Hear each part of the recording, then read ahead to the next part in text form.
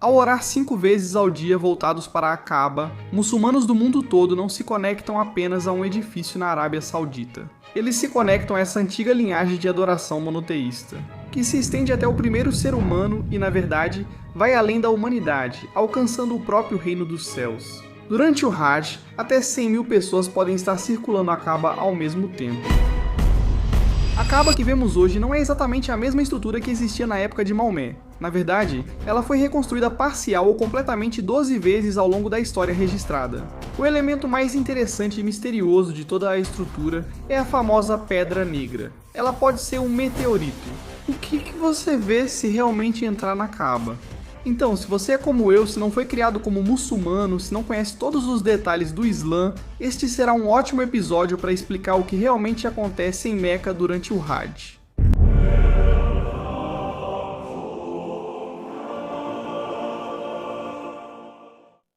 Olá pessoal, bem-vindos de volta ao Religion Camp. Meu nome é Mark Gagnon e bem-vindo à minha tenda, onde exploro as histórias mais interessantes, polêmicas e fascinantes de todas as religiões do mundo, de todas as épocas. E para todos os meus amigos muçulmanos, Salam, um feliz Ramadã atrasado, eu perdi. Mas foi durante essa época do Ramadã que eu estava conversando com meus amigos muçulmanos, e isso me deixou curioso sobre essa coisa conhecida como a Kaaba. A Kaaba é um fascinante local de peregrinação religiosa.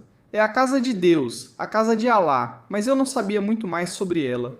Sabe, eu via fotos de muçulmanos em adoração, mas sempre achei que era tipo um cubo gigante de obsidiana. Era isso que eu pensava, um cubo preto gigante. Eu achava que tudo era feito de obsidiana, mas agora aprendi que não é o caso. Então, se você era como eu, se não foi criado como muçulmano, se não conhece todos os detalhes do Islã, este será um ótimo episódio para explicar o que realmente acontece em Meca durante o Hajj. Hoje estou com meu amigo Cristos. Tudo bem, Cristos? E todos vocês? Eles não podem responder. Espero que estejam bem também. Também, deixe-me apenas observar, se eu disser algo incorreto neste episódio, me desculpe. Tudo bem, eu não sou muçulmano, eu não fui criado como muçulmano. Faço o possível para entender a cultura e as pessoas analisando profundamente o que acho interessante. A melhor forma de entender uma cultura é conhecer o Deus que adoram. Vamos começar pela Kaaba, certo? Você provavelmente já viu, assim como eu, esse grande cubo preto com multidões enormes circulando ao redor dele. Vamos colocar uma foto agora para quem ainda não viu, poder conferir. E se você é como eu, provavelmente está se perguntando, o que é isso? Por que é tão significativo? O que tudo isso significa? Bem, para entender a Kaaba na tradição islâmica, você precisa voltar muito antes de existir uma Kaaba física em Meca. Havia, eu acho, um protótipo celestial. E de novo, meu árabe é muito ruim, minha pronúncia vai ser horrível. Certo, eu só estou fazendo o meu melhor, certo? O Beit al-Mamur. Isso também é conhecido como a casa frequentada. Esta é a Kaaba celestial, certo? Esta é a Kaaba que existe nos céus, certo? E eu digo céus no plural porque, na cosmologia muçulmana, ela está no 7º céu. E disse que 70.000 anjos a visitam diariamente para realizar adoração, circundando-a em oração ritual. Parece familiar. Isso é o interessante sobre o Islã. No Hajj, ao realizar o Tawaf e circundar a Kaaba, os muçulmanos participam do mesmo ritual cósmico que une céu e terra, repetindo na terra o que os anjos fazem no céu. Agora, há um anjo que é muito importante para essa história, o anjo Jibril, também conhecido como Gabriel, caso algum dos meus amigos judeus ou cristãos esteja assistindo. O anjo Jibril disse ao profeta Muhammad que a paz esteja com ele, enquanto ele visitava o 7º céu. Jibril também disse a Muhammad que, quando os 70.000 anjos partem, eles nunca retornam, mas outro grupo de 70.000 anjos aparece no dia seguinte em seu lugar, um fluxo constante de adoração religiosa. Mas será que esse conceito celestial desceu à Terra? Bem, é aqui que Adão entra na história. Sim, o mesmo Adão do Jardim do Éden. Segundo a tradição islâmica, após serem expulsos do paraíso por comerem o fruto proibido da árvore do conhecimento do bem e do mal, Adão e Eva caíram em diferentes lugares na Terra, o que é interessante. Como cristãos, sempre aprendemos que Adão e Eva saíram juntos. No Islã, porém, Adão teria caído no atual Sri Lanka e Eva em Jeddah, perto da Meca. Eles ficaram separados, sem saber onde o outro estava, homem e mulher vagando pela terra sem notícias. Adão, de coração partido, buscava Eva. Esse é um dia terrível, convenhamos. Como cristão, sempre penso no Jardim do Éden. Você está com sua mulher, ela quebra o contrato e ambos são expulsos. No Islã é ainda pior. Além de serem expulsos, você nem sabe onde está sua outra metade. Assim, Adão, de coração partido, procura Eva pela terra. Durante esse tempo, o anjo Gabriel aparece para ele e o guia até um lugar no Vale de Meca. Não é um local aleatório. Era exatamente embaixo de onde o Beit al-Maqam celestial ficava no reino celestial. Novamente, esta é a Kaaba celestial. Gabriel orientou Adão a erguer uma estrutura simples para a adoração, a primeira Kaaba. Não era o grande cubo que conhecemos hoje, mas sim, eu diria, uma simples demarcação de um espaço sagrado. Adão a construiu usando pedras de 5 montanhas sagradas: Sinai, Zaitun, Líbano, Judi e Hira. Cada montanha tem significado em diferentes tradições religiosas. Tema para outro episódio. A estrutura foi o primeiro local de adoração dedicado ao único Deus na Terra, Alá. Adão fazia suas orações ali e realizava o tawaf, circulando a Kaaba como os muçulmanos fazem hoje. Estudiosos religiosos às vezes chamam esse processo de circunambulação. Isso basicamente significa adorar em círculo, movendo-se ao redor dela. Acho que os Punjabis fazem uma versão disso nos casamentos. Lembro de ver isso em um casamento indiano que fui. Eu me pergunto se é a mesma coisa. Eu me pergunto se vem dessa mesma ideia de adoração enquanto você se move em círculo. De qualquer forma, tem algo bonito nesse conceito, não é? A ideia de que o primeiro ser humano também estabeleceu o primeiro local de adoração, e isso cria uma cadeia ininterrupta de adoração monoteísta que remonta ao literal começo dos tempos. Mas o que aconteceu com a Kaaba de Adão? Ótima pergunta. Aqui é onde a natureza age. Ao longo de séculos e milênios, a estrutura original não sobreviveu. Enchentes, principalmente no Vale de Meca, erodiram sua fundação. Eventualmente, tudo o que restou foi apenas uma leve depressão no solo, sabe? Um sulco, uma marca sutil de onde ficava a primeira casa de adoração. Avançando milhares de anos até cerca de 2000 a.C., é aqui que Abraão entra na história, certo? O patriarca reconhecido no judaísmo, cristianismo e islamismo. Tudo bem? O grande OG. E o Alcorão e a tradição islâmica nos dizem que Abraão seguiu a ordem de Deus. Ele trouxe sua esposa Agar e seu filho ainda bebê, Ismael, para o vale vazio e desabitado de Meca. É aqui que ocorre uma grande prova de fé, deixando sua família em um vale desolado com poucos mantimentos. A famosa história conta que depois que Abraão partiu, Agar correu 7 vezes entre as colinas de Safa e Marwa procurando água para seu filho sedento. Essa busca desesperada é reencenada pelos muçulmanos durante o Hajj, em um ritual chamado Sa'i. Quando parecia que as coisas não poderiam piorar para Hajar, seu pobre filho Ismael estava chutando o chão e, milagrosamente, uma fonte de água jorrou sob seus pés. Este é o famoso poço de Zamzam, que ainda flui hoje e fornece água para milhões de peregrinos todos os anos. Essa fonte de água transformou o vale árido e atraiu a tribo Jurum, que se estabeleceu ali. Assim, Meca gradualmente se torna um assentamento habitado. Anos depois, quando Ismael já era um jovem, Abraão retorna a Meca para visitar seu filho. E durante essa visita, Abraão recebe uma revelação divina, uma ordem para reconstruir a Kaaba exatamente no local onde a estrutura original de Adão estava. Agora, é aqui que a história fica ainda mais interessante. Segundo a tradição, Abraão não precisou adivinhar onde o antigo local estava. O anjo Gabriel novamente Gibril. Vou dizer Gabriel só para constar, porque foi assim que cresci. Olha, eu cresci católico. É o mesmo anjo, certo? O anjo Gabriel aparece novamente para Abraão e marca fisicamente as pegadas da estrutura original. Alguns relatos dizem até que Gabriel ajudou Abraão a escavar a área até encontrarem a fundação original colocada por Adão. O interessante dessa tradição é como ela une essas duas figuras centrais, não acha? Adão, o primeiro ser humano, e Abraão, o patriarca do Islã e de grande parte do monoteísmo moderno. O simbolismo de Abraão reconstruir o que Adão construiu cria uma linhagem espiritual contínua. O processo de construção possui detalhes fascinantes. Veja alguns. Abraão e Ismael recolheram pedras juntos nas colinas. Com as paredes mais altas, Abraão precisava alcançar as partes superiores. É aqui que o famoso Maqam Ibrahim, a estação de Abraão, entra na história. Segundo a tradição, Abraão ficou sobre uma pedra ao construir as paredes superiores da Kaaba. Milagrosamente, essa pedra se elevava sob os pés dele conforme necessário, levantando-o até a altura exigida. Ainda mais impressionante, a pedra amoleceu como argila para receber as marcas dos pés dele. Essas pegadas, que dizem ser de Abraão, ainda estão preservadas hoje perto da Kaaba, dentro de um compartimento especial de vidro. Milhões de peregrinos visitam essa pedra durante seus rituais de Hajj e Umrah, muitas vezes orando atrás dela após completarem o tawaf. A Kaaba original era uma estrutura retangular simples, sem teto, com fundação de 1 metro e paredes de cerca de 4 metros de altura. Ela tinha uma porta elevada acima do chão, sabe, para proteger contra enchentes, que são comuns no vale. Ao contrário do cubo atual, a estrutura original que Abraão construiu pode ter sido retangular, não perfeitamente quadrada, embora historiadores muçulmanos contestem isso. Abraão e Ismael dedicaram a estrutura concluída à adoração do Deus único, Alá, estabelecendo-a como um local de peregrinação. O Alcorão registra uma bela oração que eles fizeram ao concluir a construção. Após concluir a Kaaba, Abraão fez um chamado para a peregrinação, convidando pessoas de todas as direções a visitarem a casa sagrada. A tradição islâmica diz que ele subiu uma montanha, fez o chamado e sua voz milagrosamente chegou a todos os cantos da terra, sendo ouvida por todas as almas que nasceriam até o juízo final. Ouviram esse chamado, e aqueles destinados a realizar a peregrinação responderam com Labak, que significa "aqui estou a seu serviço" em árabe. E aí, família do acampamento? E aí, galera do acampamento? 2 grandes anúncios, não pulem isso, 2 anúncios enormes. A loja de produtos voltou. Os produtos do acampamento estão no estoque novamente. Temos esses bonés que uso aqui no Flagrant, inclusive no palco. Há vários outros bonés atrás de mim, todos disponíveis no site. Também vendemos camisetas. Cara, olha esse aqui, hein? Fala sério. Fala sério. Equipamentos de acampamento para todo tipo de terreno. Temos outros também. Olha esse, tá lindo. Talvez seja um dos meus favoritos. As cores estão insanas.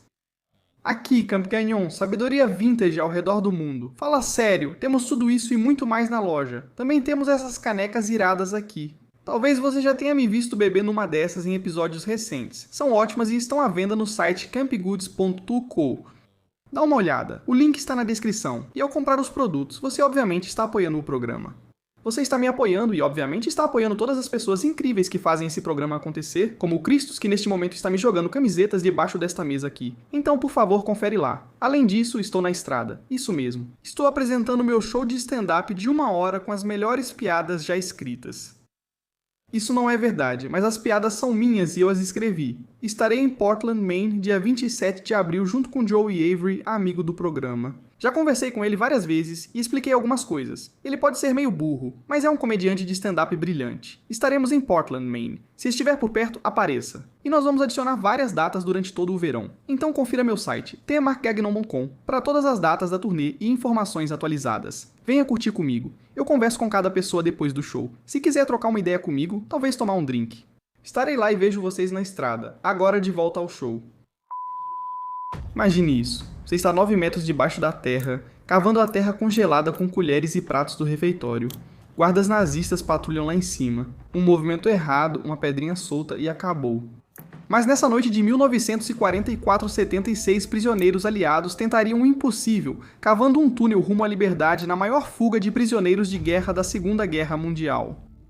Séculos antes, em uma câmara de pedra fria, uma adolescente de armadura enfrentou seus acusadores. Seu crime: liderar exércitos, falar com anjos e ousar desafiar os homens mais poderosos da Europa. O julgamento de Joana d'Arc foi um dos momentos mais infames da história. Estas são apenas 2 histórias deste dia na história. Newsletter que traz eventos fascinantes do passado direto para sua caixa de entrada. Guerras épicas, rebeliões religiosas, mistérios antigos e maravilhas modernas. Não perca a história. Escaneie o QR Code ou clique no link para se inscrever no Hoje na História.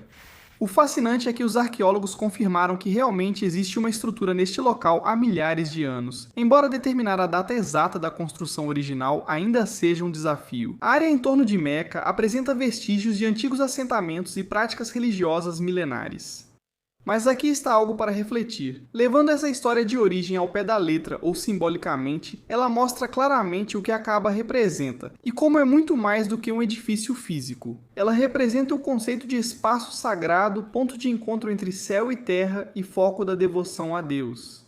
Ao orar voltados para a Kaaba 5 vezes ao dia, muçulmanos do mundo todo não se conectam apenas a um edifício na Arábia Saudita, nem estão adorando um prédio.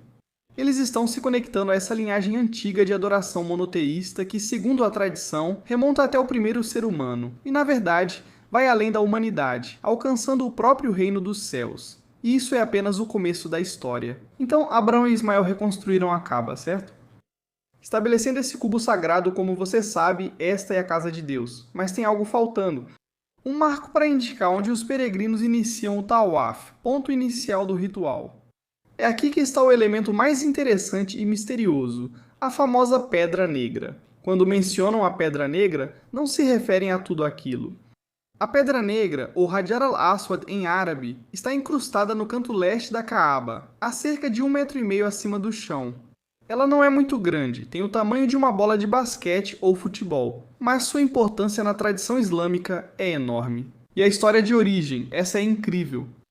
Segundo a tradição, quando Abraão e Ismael terminavam a Caaba, o anjo Gabriel apareceu novamente, mas desta vez não veio de mãos vazias. Gabriel lhes apresentou uma pedra que veio diretamente do céu, do próprio paraíso. O fascinante é que essa pedra não era sempre preta. Dizem que era originalmente branca e tão luminosa que podia ser vista a um dia de viagem. Imagine! Uma pedra branca brilhante, reluzente como um farol no deserto, guiando peregrinos rumo a Caaba a quilômetros e quilômetros de distância. Por que ela está preta agora? Algumas tradições explicam que a pedra escureceu com o tempo ao absorver os pecados de quem a tocava. Algumas tradições especificam que foram os pecados daqueles que a tocaram em estado de impureza ritual ou daqueles que a tocaram sem sinceridade. A própria pedra basicamente assumiu o fardo espiritual da humanidade, tornando-se mais escura a cada geração que passava. Agora, se você é do tipo cético e científico, talvez esteja se perguntando o que essa pedra realmente é, geologicamente falando, certo? Tipo, você poderia dizer o que ela é, e é uma pergunta justa. Embora nenhuma análise científica abrangente tenha sido permitida nos tempos modernos devido ao status sagrado da pedra, obviamente várias teorias foram propostas. Alguns geólogos que tiveram a chance de vê-la de perto sugerem que pode ser um meteorito, o que seria fascinante e uma reviravolta realmente interessante na questão da origem celestial, certo? Como um meteorito é literalmente dos céus. Se for verdade, sabe, faria sentido que não seja apenas um símbolo metafórico, sabe, ou um símbolo espiritual de Deus dando. Você sabe, Abraão e Ismael receberam uma pedra do céu, mais um pedaço literal e astronômico do céu. Alguns acham que pode ser basalto ou outra rocha vulcânica, já que a Arábia tem histórico vulcânico relevante. Alguns especulam que pode ter sido, você sabe, algum tipo de vidro de impacto formado quando um meteorito atinge a areia rica em sílica e aquele calor intenso funde a areia, criando um material semelhante ao vidro. O que sabemos sobre a pedra agora é que ela parece ser um composto de cerca de outros 8 pequenos fragmentos mantidos juntos em uma moldura de prata. Essa fragmentação ocorreu ao longo dos séculos por desgaste natural e danos deliberados em conflitos políticos, que abordaremos em breve. A colocação da pedra negra também tem uma função prática. Ao embutir a pedra no canto leste da Caaba, ela forneceu um marcador claro de onde o ritual deveria começar e terminar. Hoje, peregrinos ainda iniciam as 7 voltas anti-horárias ao redor da Caaba pelo canto da Pedra Negra, tocando nela ou até beijando-a, se possível, ou apenas erguendo a mão em sua direção em meio à multidão enorme. O que ocorreu após a época de Abraão e Ismael? Aqui a história segue caminhos distintos? Após Abraão estabelecer a Caaba como centro de culto monoteísta, ela virou um importante local de peregrinação. Diversas tribos árabes viajavam para Meca para realizar rituais. E por um tempo, a tradição monoteísta pura continuou. Os descendentes de Ismael, que haviam se estabelecido em Meca ao redor do poço de Zamzam, eram os principais guardiões da Caaba. Mas ao longo dos séculos, estamos falando de centenas de anos aqui, as coisas começaram a mudar. A mensagem original do monoteísmo acabou se diluindo e misturando com outros conceitos religiosos, algo que não era exclusivo da Arábia. Ao longo da história da humanidade, as práticas religiosas muitas vezes evoluíram ou, se transformaram à medida que diferentes culturas interagiam com as tradições. Entre o V e o VI séculos da era cristã, pouco antes do surgimento do Islã, a Caaba já era bem diferente do que Abraão pretendia. Ela se transformou em um grande santuário pagão com mais de 360 ídolos representando diferentes divindades tribais da Arábia pré-islâmica. Isso é um problema. Não eram só enfeites pequenos. Relatos históricos mencionam várias esculturas de pedra e madeira dentro e ao redor da Caaba original. O mais proeminente era Hubal, uma grande estátua em forma humana que ficava dentro da própria Caaba. Uma prática fundamental associada a Hubal era a adivinhação. As tribos consultavam a divindade com flechas marcadas guardadas na Caaba. Essas flechas eram usadas para decidir questões menores, como o casamento e outras disputas. Cada flecha tinha uma inscrição ou uma marca, como sim ou não, ou até mesmo em branco, como tente novamente. O resultado era considerado a vontade dos deuses, e a decisão geralmente era seguida. Cada tribo, nessa época, tinha sua própria divindade patrona, mas também reconheciam e respeitavam os deuses uns dos outros. Era uma espécie de acordo diplomático religioso, por assim dizer. Quando as tribos iam a Meca em peregrinação, elas prestavam uma espécie de homenagem à sua própria divindade específica, ao mesmo tempo em que reconheciam as outras. Mas aqui está algo surpreendente. Apesar da mudança para o politeísmo, muitos rituais abraâmicos originais foram mantidos, embora com outros significados. Então, por exemplo, o Tawaf, que é o ato de circular a Kaaba, continuou. E a reverência pela Pedra Negra permaneceu a mesma. E você sabe, a corrida entre as colinas de Safa e Marwa também continuou. Durante o período em que a Kaaba, local sagrado de peregrinação muçulmana, foi tomada pelos pagãos, eles faziam todo tipo de coisa maluca. Por exemplo, esses pagãos, esses adoradores de ídolos, circulavam a Kaaba, normalmente nus. Eles realizavam esse mesmo ritual, esse tawaf, completamente nus. Eles acreditavam que para honrar sua divindade ou seu Deus, deveriam se apresentar diante dele em um estado de pureza absoluta, sem a impureza das roupas que usaram enquanto possivelmente cometiam pecados. E era esse renascimento ou retorno ao estado inicial de pureza que todos nós temos quando nascemos. E essa prática mais tarde seria proibida no Islã. Maomé realmente chegou e baniu e expulsou esses adoradores de ídolos e esses pagãos do local sagrado. Isso introduz o conceito de ihram, que basicamente, você sabe, é quando se usam essas vestes brancas durante a peregrinação para simbolizar a pureza e a igualdade de todos os fiéis. Outra tradição pré-islâmica, considerada pagã, era pendurar poemas na Kaaba. Esses poemas eram conhecidos como as odes suspensas, que eram escritas em ouro e exibidas dentro da Kaaba como uma grande honra. Esses poemas eram uma coleção de 7 a 10 longos poemas árabes considerados o auge da poesia árabe pré-islâmica, compostos por poetas famosos durante os séculos V e VI. Nesse período, a Kaaba foi reformada e reconstruída várias vezes. Uma reconstrução significativa aconteceu quando Maomé, que a paz esteja com ele, tinha cerca de 35 anos antes de receber sua primeira revelação. Um incêndio danificou a estrutura, e chuvas fortes enfraqueceram as paredes. Os Quraishitas decidiram reconstruí-la só com dinheiro de comércio legítimo, sem recursos de jogos de azar, usura ou prostituição, pois esses são considerados haram. Durante essa reconstrução, algo interessante aconteceu. As tribos não conseguiram arrecadar dinheiro puro suficiente para reconstruir a Kaaba em suas dimensões originais. Eles diminuíram o tamanho e excluíram partes da fundação original.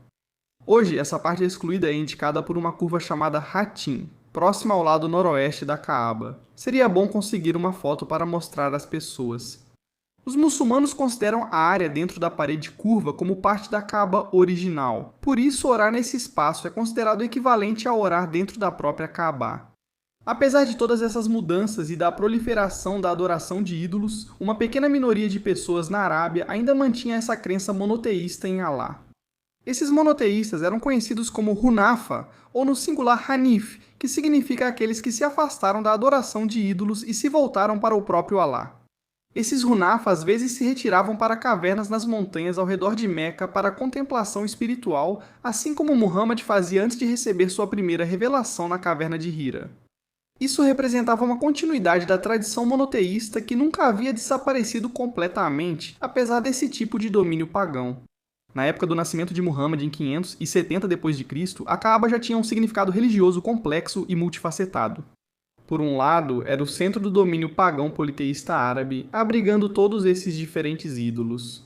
Por outro lado, ainda mantinha elementos da herança abraâmica, incluindo a Pedra Negra e certos rituais básicos, além do reconhecimento generalizado de que havia sido construída como uma casa para um só Deus por Abraão.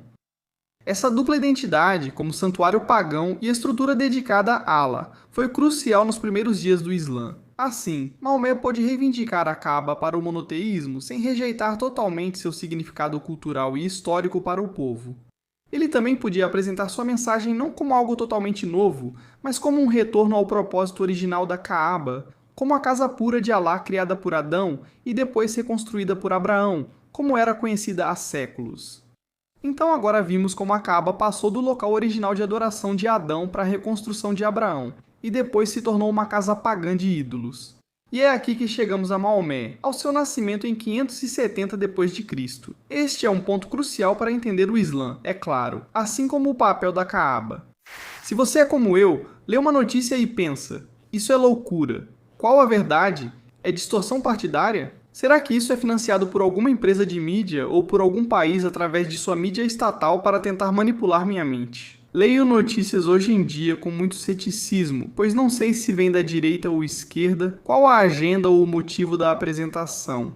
E é por isso que eu acompanho e apoio a Ground News. Isso mesmo. Antes mesmo de trabalhar com essa empresa no podcast, eu já os seguia no Instagram porque achava a abordagem deles muito boa, imparcial e apartidária na mídia. Sensacional. Você recebe uma manchete e vê como diferentes mídias tratam a mesma história, entendendo vários pontos de vista. Eles vão reunir reportagens de vários veículos de diferentes espectros políticos para mostrar como o enquadramento e as palavras escolhidas influenciam nossa compreensão de uma história. Quero dizer. Aqui está uma matéria que minha mãe me enviou há alguns meses. Roubos, agressões, aumento no Central Park, deixando nova-iorquinos e turistas de Nova York apavorados. Qual é o propósito dessa matéria? Quem está escrevendo? De onde ela vem?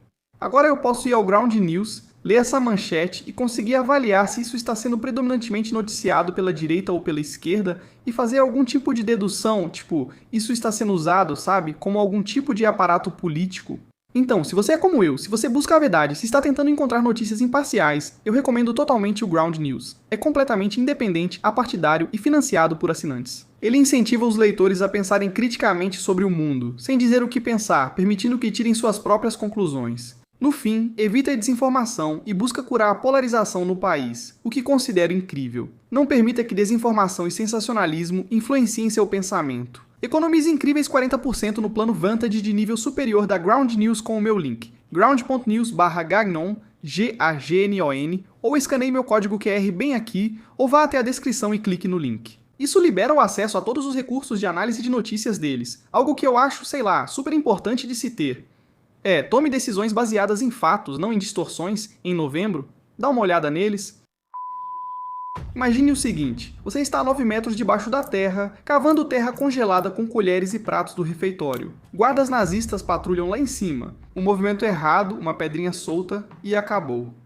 Mas nessa noite de 1944, 76 prisioneiros aliados tentariam o impossível, cavando túneis para a liberdade na maior fuga de prisioneiros de guerra da Segunda Guerra Mundial. Séculos antes, em uma câmara de pedra fria, uma adolescente de armadura enfrentou seus acusadores.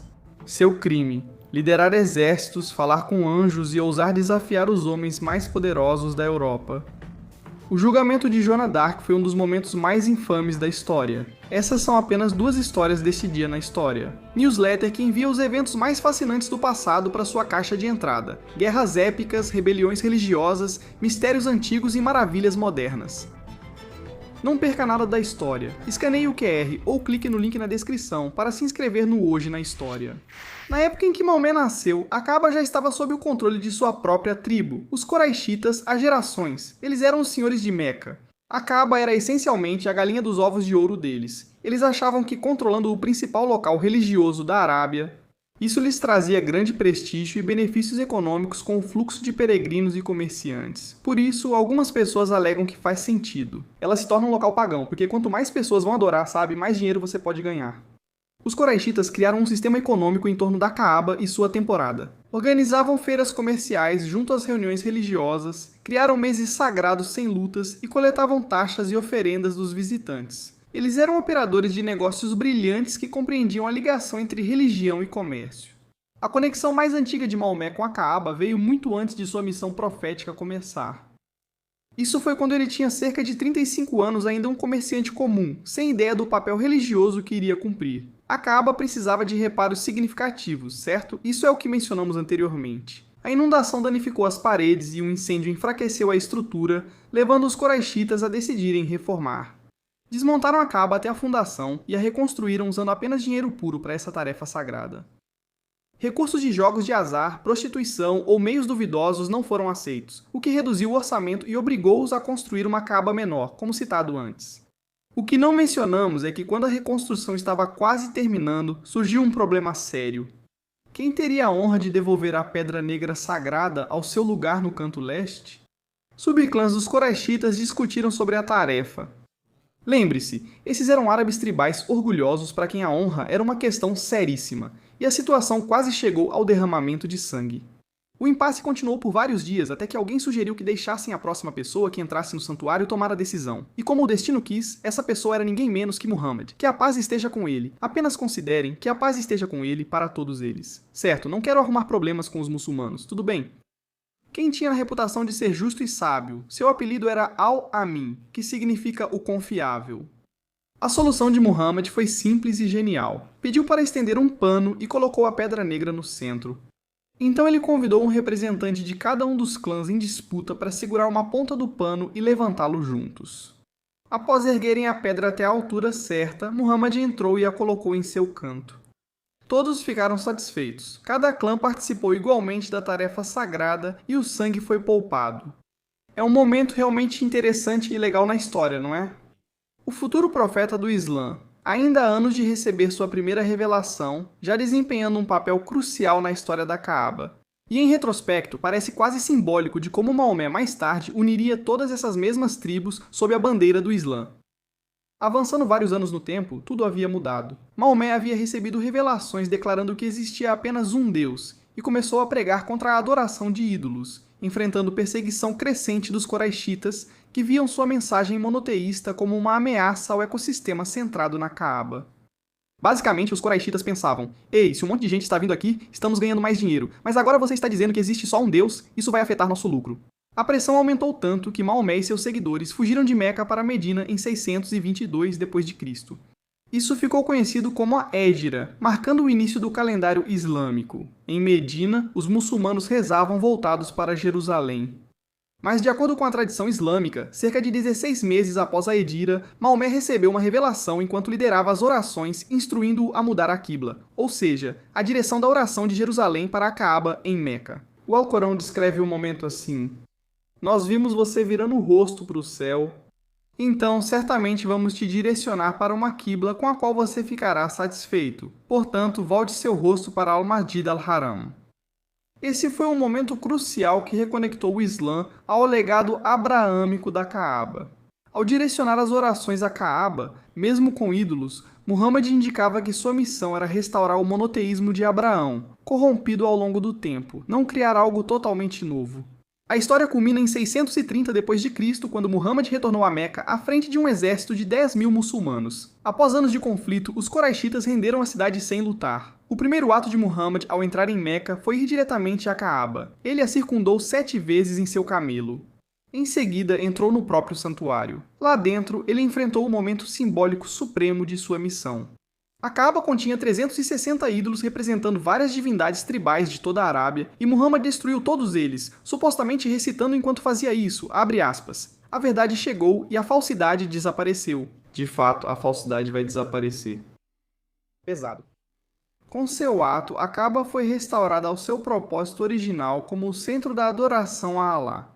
Então agora chegamos ao ponto da história em que a Kaaba foi retomada por Muhammad e pelos seguidores de Alá para ser a casa de adoração monoteísta ao Deus único.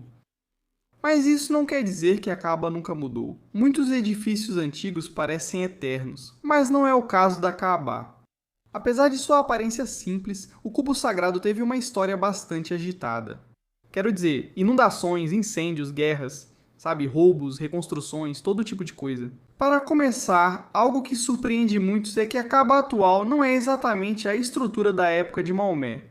Ela foi reconstruída parcial ou completamente 12 vezes ao longo da história registrada. Pense nisso. Um edifício tão sagrado para milhões de pessoas que elas se voltam em sua direção 5 vezes ao dia para orar, foi, basicamente reconstruído e reformado em uma versão mais perfeita. Perceba como eu disse direção. As pessoas não rezam para Kaaba. Acho que isso é algo importante que eu realmente não sabia quando crescia, por não ter crescido muçulmano. Eu nunca entendi isso. Não é uma oração para Kaaba. Eles oram na direção da Kaaba. E novamente, isso é chamado de Qibla.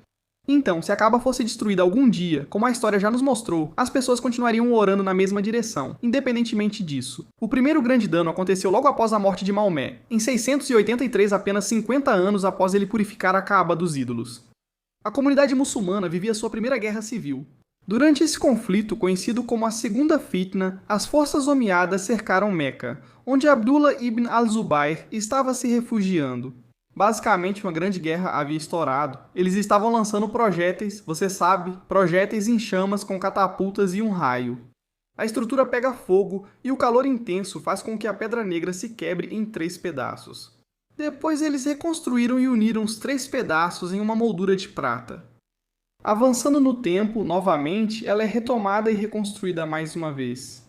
Esse padrão de dano e reconstrução continuou ao longo dos séculos, mas em 930 d.C., algo aconteceu que chocou o mundo islâmico: o roubo da própria Pedra Negra.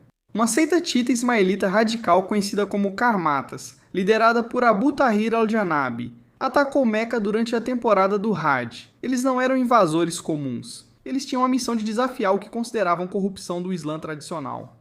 Esses peregrinos basicamente chegaram, mataram pessoas, encheram o poço sagrado de Zamzam com seus corpos e então cometeram o que muitos consideraram um sacrilégio supremo. Eles arrancaram a Pedra Negra do seu lugar no canto da Caaba e a levaram de volta para sua sede em Al-Aqsa, no que hoje é o leste da Arábia Saudita. Por 22 anos a Pedra Negra ficou com eles, exigiram grande resgate, achando que sem a pedra os peregrinos evitariam Meca, enfraquecendo seus inimigos. Mas aqui está o detalhe: os peregrinos continuaram vindo, eles simplesmente faziam o tawaf ao redor da Caaba com o canto vazio, apontando para onde a pedra havia estado. Em 952 d.C., a pedra foi finalmente devolvida.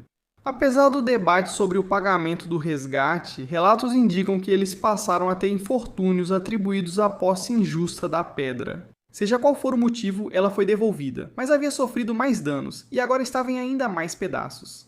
O século XI trouxe mais mudanças e as fortes chuvas continuaram a danificar a Caaba mais uma vez. Talvez a maior reconstrução tenha ocorrido em 1630 na Era Otomana. Meca enfrentou uma inundação devastadora quando a água da chuva desceu das montanhas para o Vale da Caaba. A água foi tão forte que derrubou 3 paredes, restando só a parede com a Pedra Negra intacta. Sultão Murad IV ordenou a reconstrução total, usando pedras originais recuperadas da enchente e completando com novas das colinas próximas. A reconstrução otomana definiu grande parte do que vemos hoje, incluindo as dimensões da estrutura. Apesar das mudanças físicas, algo mais interessante ocorria: uma disputa política pelo controle da Caaba. Veja, na história islâmica, ser o guardião das 2 mesquitas sagradas em Meca e Medina era uma enorme fonte de legitimidade religiosa e trazia consigo muita autoridade. Ao longo dos anos, muitas dinastias diferentes lutaram pelo controle dessa região, e por fim, os otomanos reivindicaram o prestigioso título de guardiões das 2 mesquitas sagradas. O Império Otomano manteve essa honra por quase 4 séculos, até a Primeira Guerra Mundial, quando o Xarife Hussein de Meca declarou a revolta árabe contra o domínio otomano. E desde então, a família real saudita detém o título de guardiã das 2 mesquitas sagradas, sendo o atual guardião o rei Salman bin Abdulaziz. Apesar das mudanças políticas, a Pedra Negra segue enfrentando desafios. Séculos de contato com milhões de peregrinos e danos por incêndio e roubo deixaram marcas. Hoje, a pedra original existe como 8 pequenos fragmentos de diferentes tamanhos mantidos juntos por uma moldura de prata que foi substituída muitas vezes ao longo da história, sendo a moldura de prata atual datada de 1956. Apenas cerca de 20 a 30% do que é visível da moldura de prata hoje é realmente a Pedra Negra original. O restante é um preenchimento de cimento chamado strass, que mantém os fragmentos unidos. O maior pedaço da pedra original teria o tamanho aproximado de uma tâmara. Atualmente, a estrutura da Caaba permanece estável, apenas com manutenção regular. As principais alterações ocorreram ao redor dela. A Mesquita Al-Haram, a mesquita sagrada que abriga a Caaba, foi expandida inúmeras vezes ao longo dos séculos para acomodar ainda mais peregrinos. O evento mais marcante e recente que afetou a Caaba foi em 1979, quando extremistas tomaram a Grande Mesquita e fizeram centenas de peregrinos reféns por 2 semanas. As forças sauditas retomaram a mesquita, mas houve danos aos arredores. Autoridades sauditas adotam medidas especiais para proteger a Caaba de desastres naturais e ameaças humanas. O edifício é regularmente mantido com a Kiswah, que é o manto preto que cobre a Caaba, e ele é substituído anualmente durante o Hajj. Sistemas de controle de enchentes também foram instalados para evitar qualquer tipo de devastação que possa danificar a estrutura até hoje. Até mesmo tecnologia moderna foi empregada para preservar a Pedra Negra. Em 2021, as autoridades sauditas divulgaram imagens raras e detalhadas da pedra, criando uma nova técnica fotográfica chamada Focus Stacking.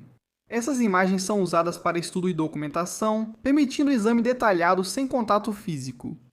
O que é tão fascinante nessa história da reconstrução da Caaba é que a devoção muçulmana ao local e o fato de todos adorarem na mesma direção permanecem inalterados, seja diante de danos, desastres naturais ou roubos. Todos os muçulmanos, desde a época de Abraão, sempre estiveram voltados para a mesma direção. E eu acho que há algo profundo nisso, não é? Esse significado espiritual contínuo que transcende o edifício físico. A Caaba nunca foi reverenciada por sua magnificência arquitetônica ou algo do tipo. O poder está na conexão com Abraão, Adão, Maomé e, em última instância, com o próprio Deus. E isso nos leva à Caaba como a conhecemos hoje. Para entender essa estrutura, é preciso ir além do físico e ver como ela liga o mundo material ao espiritual. Na tradição mística islâmica, especificamente no sufismo, a Caaba não é simplesmente um edifício em Meca. Ela é vista como o reflexo terreno da realidade divina, um espelho do que existe no próprio céu. Então isso levanta a questão: o que você vê se realmente entrar na Caaba? Bem, isso é bem interessante, porque poucas pessoas têm a oportunidade de fazer isso. Você sabe, um lugar tão sagrado e milhões de peregrinos vão até lá todos os anos. Mas surpreendentemente o interior é modesto. 3 pilares de madeira sustentam o teto a uma área de oração para cerca de 12 pessoas, e algumas lâmpadas penduradas iluminam o local. Os pisos e paredes de mármore exibem inscrições de orações e versos do Alcorão, enquanto os tetos trazem supostamente nomes de governantes e dignitários que restauraram a Caaba ao longo dos séculos, funcionando como um registro histórico no espaço mais sagrado do Islã. Embora o interior permaneça quase inalterado, a manutenção da Caaba evoluiu muito com a tecnologia moderna. O exemplo mais claro, como já citei, é a Kiswá. A Kiswá é obviamente aquele belo manto preto que cobre a Caaba e lhe dá esse visual icônico de cubo preto. Ela foi feita artesanalmente no Cairo por muitos anos, mas agora é produzida na própria Meca, contando com um grupo inteiro de artesãos altamente qualificados que confeccionam e aplicam a caligrafia ornamentada, que contém versos do Alcorão ao redor da Caaba. Dizem que a Kiswá custa cerca de 5 milhões de dólares para ser produzida anualmente. Quero dizer, a própria Kiswá usa 700 kg de seda e 120 kg de fios de ouro e prata. Ela pesa cerca de 680 kg e eles a usam apenas por um ano, mas ao final do ano, muitas vezes ela é, você sabe, cortada e distribuída para diferentes museus, diferentes grupos e até mesmo potencialmente dada como presente. Outra característica da Caaba que muitos visitantes não entendem é o mizab, um bico dourado no telhado para escoar a água da chuva. Meca recebe pouca chuva, mas quando ocorre, especialmente no Hajj, os peregrinos ficam sob o bico esperando pegar algumas gotas. Acredita-se que a água que escorre da própria Caaba é especialmente abençoada, um presente divino vindo diretamente da estrutura mais sagrada do Islã. Vale notar que, em 2012, houve algumas obras ao redor da Caaba. Por exemplo, a Torre do Relógio Real de Meca, que se ergue a quase 600 metros acima da Grande Mesquita. É o terceiro edifício mais alto do mundo e abriga hotéis de luxo onde peregrinos ricos podem fazer suas orações olhando diretamente para a Caaba de seus quartos, uma vista privilegiada que, obviamente, você pode imaginar, é bastante cara. O desenvolvimento moderno provocou debates na comunidade muçulmana, pois estudiosos tradicionais temem que o foco espiritual esteja mudando da sagrada Caaba para as grandes estruturas comerciais ao redor. Eles questionam se o luxo e a comercialização ao redor da mesquita podem desviar do verdadeiro propósito que é a devoção e dedicação a Deus.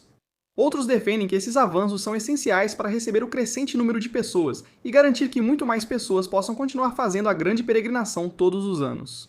O notável em meio a tantas mudanças é que a Caaba permaneceu praticamente inalterada. Apesar dos enormes arranha-céus ao seu redor, a Caaba continua cumprindo sua função principal, servindo como a Qibla, a direção da oração para muçulmanos em todo o mundo. Talvez o mais interessante ou impressionante sobre a Caaba moderna não seja o edifício, mas sim a logística de administrar milhões de visitantes. Durante o Hajj, até 100 mil pessoas podem estar circulando a Caaba ao mesmo tempo. Não são 100 mil peregrinos ao longo do tempo, são 100 mil todos de uma vez só. É como uma multidão em estádio lotado circulando um ponto, mas sem caos. Como isso funciona? As autoridades sauditas criaram um sistema multinível. Ao redor da Caaba há o piso térreo chamado mataf, além do telhado e outros andares na mesquita. Cada nível possui entrada e saída definidas, com caminhos sinalizados para orientar as pessoas. Também há horário específico. A área próxima da Caaba reserva horários para idosos, pessoas com deficiência e um período só para mulheres, garantindo a todos acesso seguro às Pedras Negras. Nos horários de pico, forma-se fila para tocar ou beijar as pedras negras, com seguranças controlando. Nos bastidores, tudo é altamente tecnológico. A mesquita tem milhares de câmeras e sensores conectados a um centro de comando. Funcionários monitoram multidões perigosas e emergências médicas, podendo enviar ajuda rapidamente a áreas específicas por meio de um sistema de quadrantes que mapeia todo o complexo da mesquita da Kaaba. Curiosamente, Meca atinge 49 graus Celsius no verão, mas o piso de mármore ao redor da Kaaba continua frio. Isso ocorre porque há canos com água gelada sob o mármore e grandes aparelhos de ar-condicionado que mantêm um ambiente seguro e frio. O que surpreende muitos visitantes é a diversidade de pessoas ao redor da Kaaba. De início, você vê africanos ocidentais com indonésios, árabes ricos junto a trabalhadores do sul da Ásia, idosos em cadeiras de rodas e até europeus ou americanos observando tudo. É talvez a reunião mais diversa de pessoas, de todos os continentes, etnias, idiomas e classes sociais, unidas em torno de um único ponto. Após milênios e diversas mudanças históricas, esse cubo preto simples ainda atrai pessoas do mundo todo. Viajamos juntos por 4.000 anos de história, da construção da primeira estrutura por Adão até Abraão e a reconstrução de Ismael. Através dos anos como um santuário pagão, a retomada por Muhammad para o monoteísmo, séculos de lutas políticas e, finalmente, a experiência moderna da peregrinação. Acho que o que torna a Kaaba tão fascinante e importante não é necessariamente a arquitetura. É a incrível capacidade de organizar bilhões de pessoas de todo o mundo em qualquer época e em qualquer lugar. Pense nisso. Quando um muçulmano em Tóquio, Toronto, Marrocos ou Arábia Saudita se volta para Meca para rezar, está participando de algo que o conecta diretamente a Abraão. Os rituais em torno da Kaaba, como o tawaf, o beijo na pedra e as orações, são basicamente os mesmos praticados há milênios. A Kaaba testemunhou impérios surgirem e caírem. Ela resistiu a enchentes, incêndios, ladrões e cercos. Seus guardiões mudaram de profetas para tribos, de califas para reis. Durante todo esse tempo, o propósito central permaneceu o mesmo, ser o ponto focal da adoração a um único Deus. Para muçulmanos, a Kaaba é o centro espiritual da fé. Mesmo quem não é muçulmano pode apreciar algo especial ali, não é? A Kaaba mostra como um símbolo simples pode unir pessoas de, você sabe, línguas, culturas e status sociais extremamente diferentes. Então, da próxima vez que você vir a Kaaba, seja em uma matéria de jornal ou em uma foto, saiba que ela é mais do que você sabe, uma grande estrutura preta ou um simples cubo, talvez um meteorito. Ela representa algo muito maior que qualquer pessoa, lugar ou momento.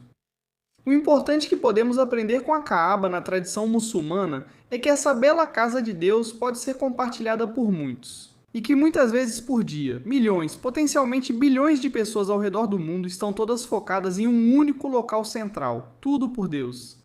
Achei isso muito interessante. Eu não sabia tanto sobre a Kaaba e sobre, você sabe, Meca e a Arábia Saudita. Você ouve termos como a Meca de forma coloquial, mas conhecer a história é fascinante, especialmente para quem, como eu, cresceu católico. Sim, entendeu o local. Acho que no catolicismo nós temos o Vaticano, sabe? É bem parecido, mas meio que falta aquele propósito ritual centralizado que os muçulmanos têm. Achei isso muito esclarecedor, não sei. Acho fascinante. E eu tenho muito respeito pelos muçulmanos que fazem o Hajj e realmente vão até lá e adoram junto com seus irmãos do mundo todo. Então, o que você acha? Se você é muçulmano, será que acertamos? Se deixei algo passar, comente abaixo. Se não é muçulmano, o que pensa sobre o Hajj e a Kaaba? O que você pensa sobre o local sagrado em Meca e a peregrinação, considerando a história e a logística moderna? Novamente, este é o acampamento religioso. Se você se interessa pelo mundo da história das religiões e por mergulhar fundo no teológico e no divino, este é o lugar para você. Se quiser sugerir vídeos ou conceitos, ou se sentir que sua fé não está representada, comente abaixo. Leio todos os comentários, bons ou ruins, e gostaria de saber o que pensam. Muito obrigado por assistir, aprecio muito. Sempre será bem-vindo de volta à tenda. A paz esteja com você. Se chegou até o fim deste episódio, é alguém que sabe que todo evento histórico esconde uma verdade mais profunda. Você é o tipo de pessoa que sabe que a verdadeira história é mais fascinante do que qualquer ficção. E nós valorizamos muito isso em você, vou ser sincero. É exatamente por isso que eu pessoalmente convido você a se inscrever no Hoje na História, nosso boletim informativo gratuito que vai além da superfície dos eventos históricos. Nós mergulhamos nas histórias que os livros didáticos nunca contaram para você, nos segredos que desafiam o rumo das nações e nas histórias esquecidas que merecem ser lembradas. Vamos seguir juntos nessa jornada. Leve a conversa dos fones para sua caixa de entrada. Inscreva-se agora pelo QR Code ou pelo link na descrição para o Hoje na História, porque todo dia guarda um segredo esperando para ser revelado. Obrigado por fazer parte da nossa jornada histórica. Até a próxima.